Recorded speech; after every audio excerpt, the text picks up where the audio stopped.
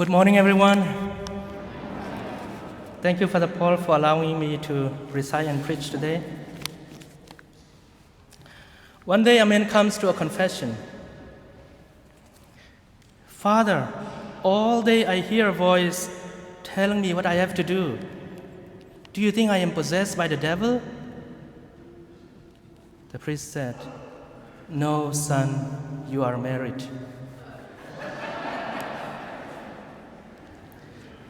One day, the husband said, I want to divorce my wife. And the lawyer said, On what grounds? And the husband said, She's up all night, every night, from bar to bar. The lawyer said, Do you mean she's an alcoholic? Or do you think she's cheating on you? The husband said, No, she's looking for me. Brothers and sisters, today we are celebrating Migration Mass. In a very special way, we remember our brothers and sisters who are constantly on the move. As we are constantly on the move too, life is a journey. It seems much truer that the lives of migrants and refugees show us that life is a journey. Indeed, life is a journey. Dante begins his masterpiece, The Divine Comedy, with a line, quote, Mid-life in our life's journey, I went astray from the straight road. The nature of a journey is that one can lose heart along the way, one can go astray from the right path, one can encounter hardships, one can miss the destination, one can even die along the way. And today many migrants and refugees die along the way, sadly.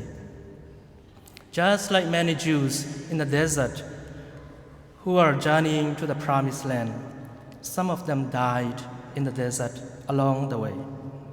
Journeys can be difficult, dark, full of tragedies and suffering. And these tragedies and suffering are often most visible in the lives of migrants and refugees. They are more exposed to natural disasters, war, violence, discrimination, hatred. Two themes recur in the journey of migrants and refugees: suffering and hope. Suffering is their daily companion, as many challenges are unpredictable and arise in all areas of their lives.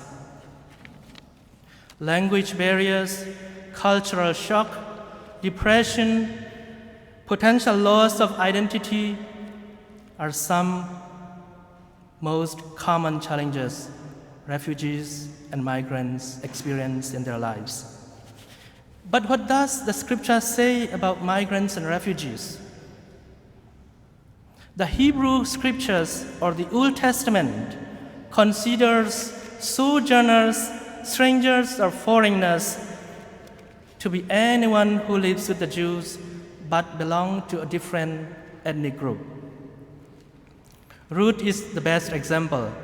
She stays with Naomi, her husband's mother, no matter what, showing her loyalty and devotion for the kindness she received. Ruth said to Naomi, Entreat me not to leave you or to return from following you.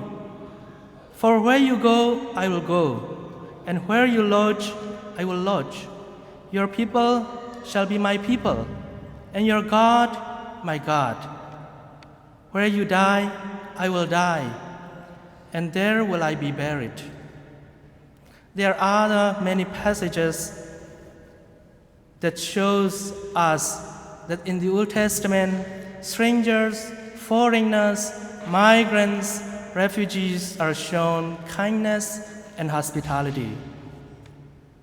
A theologian by the name of Luis Rivera puts, Exile and diaspora were the fate of the peoples of Yahweh and the source of Israel's sacred scriptures. How about the New Testament? Migrants and refugees can easily relate their bitter stories with Jesus' story itself, because Jesus knows how to be a stranger, how to be an outcast, as we can see in Luke chapter 9, verses 52 to 54. Hospitality is denied to Jesus, even in his hometown. That's why he said, a prophet is not without honor, except in his own country, and among his own kin, and in his own house. Jesus indeed faces dangers and rejections. A Mexican immigrant by the name of Julius said, "We are aware of the dangers, but our need is greater. There is always the risk of dying in the desert, but the desire to survive and keep going is even more important. It is a gamble." Father Daniel Grudy, a theologian on migration, said, "The story of Israel and Christianity is in fact a story of migration.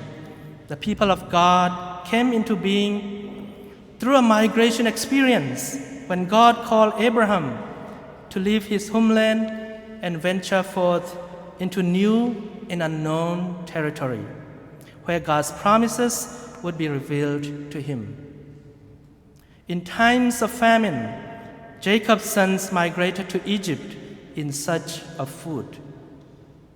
In times of persecution, Joseph, Mary, and the infant Jesus became immigrants when they sought refuge in Egypt. Even though migrants and refugees face sufferings in various ways, they can teach us one thing today, that hope is not a feeling.